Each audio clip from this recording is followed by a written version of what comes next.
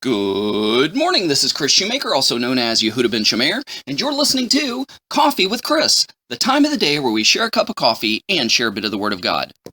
We are currently on our fourth Sidra, our fourth Aliyah of this Torah portion of Behar, which means on the mount, and it's taken from Leviticus chapter 25, and we're going to be dealing with verses 25 through 28.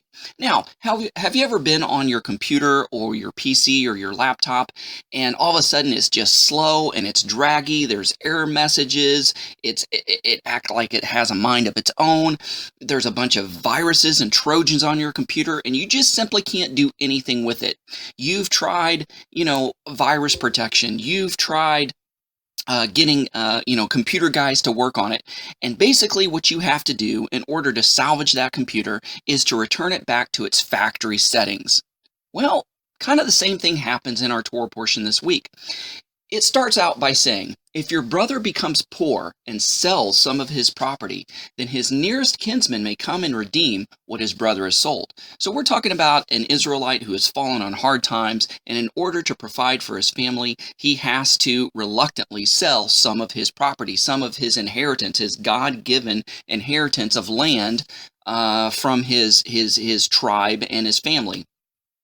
Verse 26, if a man has no kinsman redeemer, but he himself recovers and finds sufficient means to redeem it, then let him reckon the years since its sale, and restore the surplus to the man to whom he sold it. Then he will return it. Then he will return to his property. So he either gets a rich relative to redeem the property for him, or somehow he manages to scrounge up the money himself and he redeems it back himself.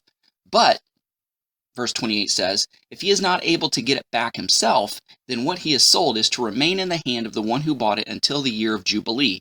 So really, depending on when the year of Jubilee is in regards to the sabbatical years, he could be waiting up to 50 years in order to get his property back. But ultimately, his property will revert back to him. In other words, the economy, the inheritance, everybody's property, the land, all reverts back to factory settings.